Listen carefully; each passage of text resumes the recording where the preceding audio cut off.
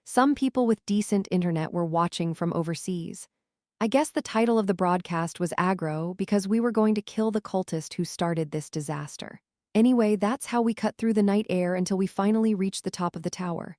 The rooftop of the giant tower was flat, without a railing, like a blackened playground, and I could finally, for the first time, see his face. Welcome. The villain who stood atop this world and the one who had always been the most influential villain in the original, the leader of the Moonlight Church, a master of magic and a fanatical believer in the moon god, the Moonlight Lord.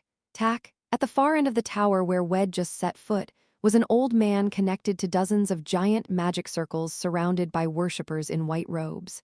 I've seen him in pictures, but in person, he's even more impressive. With Stardust and Yunwu standing behind me, I smirked and said to him, "Moonlight Lord, I am egoistic.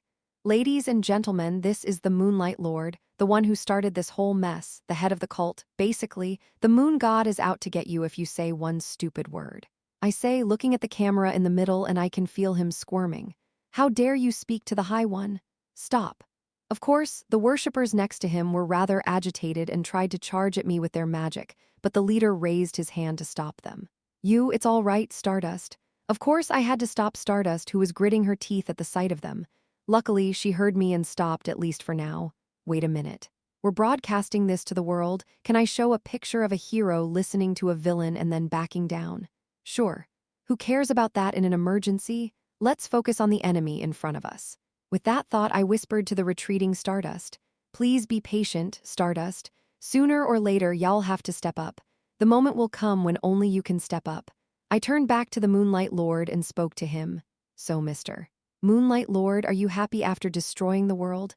You bastard, you must have heard it from the traitor beside me. Happiness?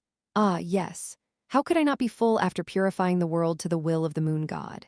Moonlight Lord smiles for the first time in his life as he says this. The magic circles floating behind him shine even brighter as he looks clearly in my direction and proclaims, "I'll say it again here, and I'll say it clearly. Whatever you do here, you will never be able to stop these moon gates. The dimensional walls have long since been breached, and lunar creatures are bound to cross over into this world for all eternity. The one besides you knows the meaning of my words. This plague, this apocalypse, can never be stopped.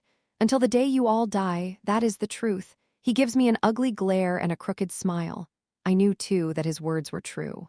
That there was nothing I could do to stop them from crossing over, but that doesn't mean there isn't a way to stop them. And so, as his words hovered over the top of the black tower, where only the cold wind blew hard, I turned to Yunwu, who had been standing silently beside me, pretending not to notice. "Moonlight Maiden, is what that old man said true?" "Yes, he's right," she replied quietly, her head lowered. Hearing that, the Moonlight Church leader's smile grew even more crooked as he spoke. "So the traitor knows that there is no way you can survive. Despair, despair, despair, forever in agony in the afterlife." And as he said that, suddenly with a movement of his arm. Wait. At that moment, Stardust behind me shouted something. He moved his arm in an instant and unexpectedly deployed a magic circle toward us, firing a barrage of magic bullets. Puff, puff, puff, puff.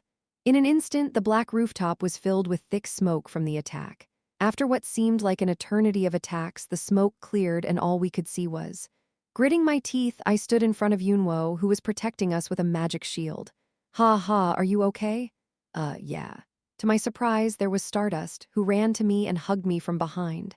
In an instant, I was being hugged by Stardust. No, of course, Yunwu had already blocked it with her magic, but Stardust, who didn't realize it, seemed to have jumped at me in surprise to protect me.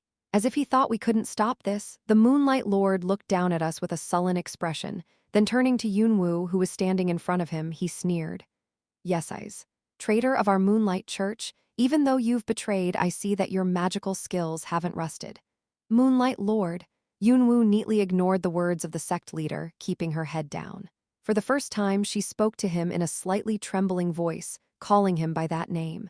He, after being with him, you don't even recognize your own father." At that moment, Moonlight Lord said in disbelief as Yunwu clutched her tiny hand tightly, her black hair falling behind her. Finally, she raised her head, her red eyes meeting his.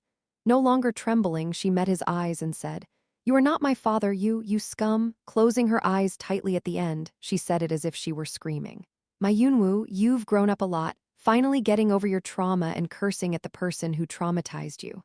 And so, while I was still lying in Stardust arms, wiping away my tears, the expression on her face was quite something to behold. More than that, anyway, he's really taking it easy on us. I thought to myself as I watched from behind, just look at it now. Even though we're so defenseless, he's talking rather than jumping right into battle. Maybe he's planning to keep us tied up, but even considering that, we're too defenseless. Confident that we could never hurt him and that we'll never be able to stop this catastrophe. Yes, and now we must crush that confidence. It's time to show him what true magic is. Even as I thought that Yunwoo stretched out her hand, glared at him, then spoke as if to declare, "You, this is it." And at the same time, she moved her hand as dozens, perhaps hundreds, of magic circles formed behind her in an instant. Up to that point, even the Moonlight Lord thought that she was only a pawn who couldn't even make a scratch on his body, however. Wait, what? The countless magic circles floating behind him suddenly flashed red and began to shake, and for the first time, he let his panic show. Purr. Almost all of the magic circles behind him shattered, while the countless magic circles behind Yunwoo glowed blue. Hot! She crossed her hands, shaking off the Moonlight Church magic circles as she dodged their leader's hastily launched attack and slammed into the ground. Yeah, the sky turns blue and then, boom! Several of the gates in the air suddenly disappeared, contrary to his words that the gates could never be removed. What? The panicked Moonlight Lord looked up and immediately coughed up blood from the overload of Yunwoo magic circle hacking, while Yunwoo, who had exhausted her strength by doing that, fell backwards, so I went to her back and supported her. I smirked at him and said, "It's a simple story. The gate you created or something, we reversed it." There was no need for a long explanation. I merely summarized what Yunwoo had done, in case anyone was watching, in the face of a bunch of ignorant assailants. The bottom line is that many of the gates around the city are now gone, and will only appear in places where there are no people. The gates are not completely closed, but at least the immediate disaster was averted. The Moonlight Lord body was magically connected to the gates, and the blow struck him as well. Lord, the congregation behind him went wild. In the end, only his pride could be said to have provoked his fall. He should have attacked us as soon as we saw us. Why did we give us time? Of course, I had it all planned out, yeah. It's only fair to show the human side of the villains when they're so overspexed and strong. Even in the midst of it all, Moonlight Lord was laughing with blood dripping from the corners of his mouth. Ha ha ha. Did you think you could stop me with something like this? With only this much, you'll only be able to stop it for a few days, he muttered like a madman and laughed even harder as he looked at us, then suddenly softened his magic circle and said, "That's right. I'll give you this much credit for making me use this power already. But you are finished with this land." With that, he shouted, and the entire magic circle coalesced. Goo, goo, goo, goo, goo. The earth rumbled as his body, covered in black goo, plunged into shadow, the circle glowing and disappearing. All the worshippers who had been drained of energy for his last spell collapsed, and in an instant, the rooftop was empty. Only I and Stardust remained standing. Gurgle, gurgle, gurgle. The sky rumbles as purple lightning strikes the clouds, and it's not pretty. As she looked up, Stardust clenched her fists. "Egoistic, this is the final stage you told me about, isn't it?" "Yes, that's right, Stardust. If we can get past this crisis, we can finally end this scourge." Instinctively, she felt the end coming.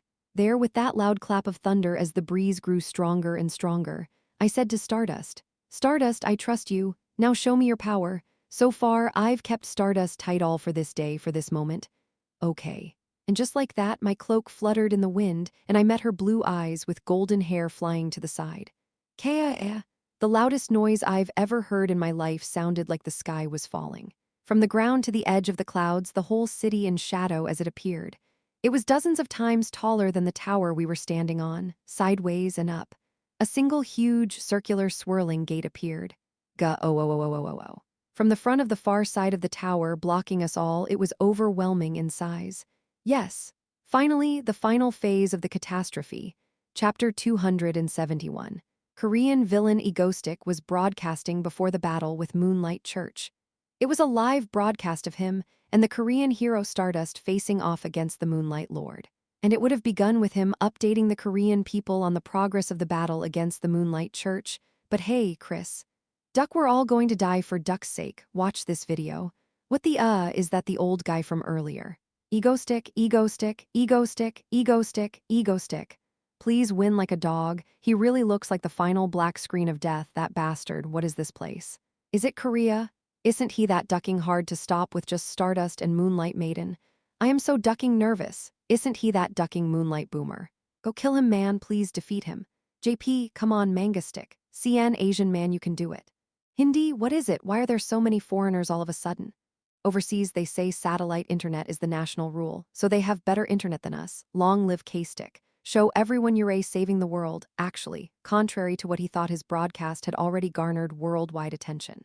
Breaking, demons are tearing apart the Kremlin palace, forcing the president to evacuate. The world is in turmoil, with monsters bursting out of the gate. The attack wasn't as fast as in South Korea, where the gate originated, but it was still enough to paralyze the country's systems. People hid in various places to survive, all clinging to their cell phones to know what was going on. In areas where communications networks were destroyed, satellite internet was the only way they could get information, and it turned out to be worse than they thought.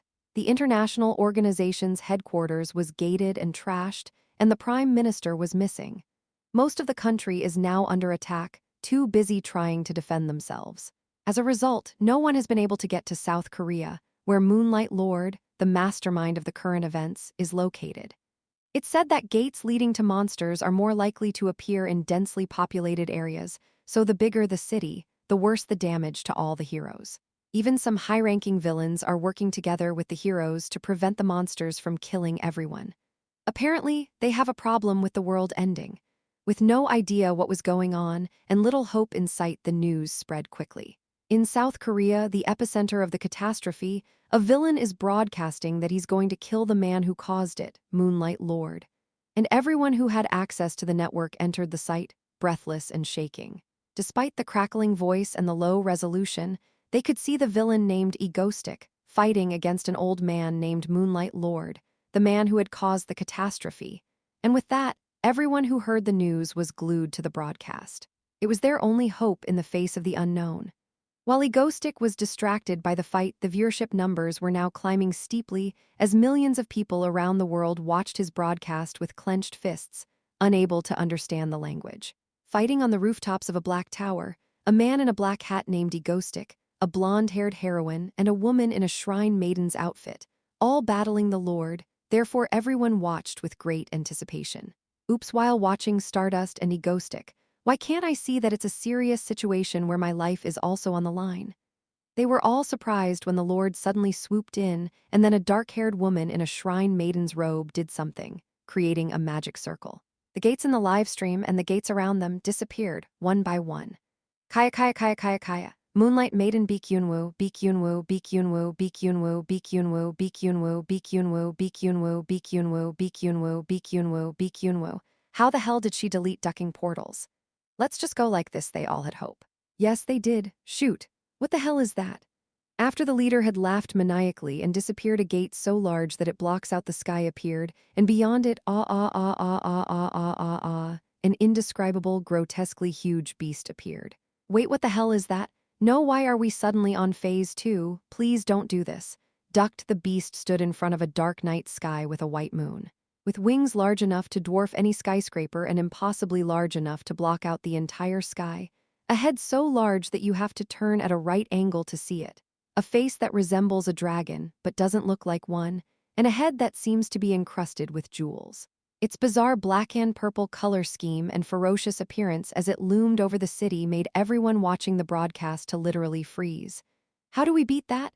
The words came out of their mouths. It was clear that the only way to put an end to this gate situation was to defeat it. People were rapidly losing hope in the overwhelming visuals of a creature that looked like it could bring down a city with just a few swipes of its tail. Twinkle ha